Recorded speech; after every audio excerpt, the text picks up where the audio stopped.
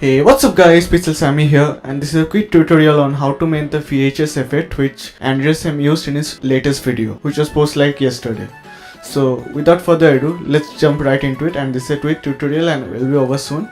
So if you are new here, please consider subscribing because I make filmmaking, photography and cinematography tutorials every day or each alternate day. So with that being said, just let's get started. Okay, so this effect is pretty simple. This is a pretty simple VHS effect which he used as an overlay over the original footage. So I've already downloaded two overlay footage which I've got from the internet, and I'm going to use both of them together. Okay, so after dragging this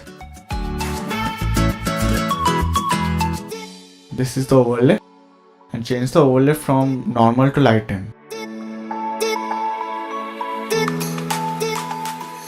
And then it will look like this. Then change the opacity to around 5 to 8%. I've kept it around 8%, but you can play with it as you like.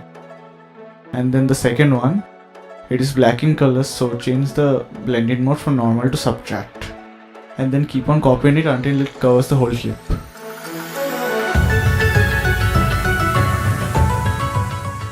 Then this is your VHS effect. Then after color grading, this will look like this.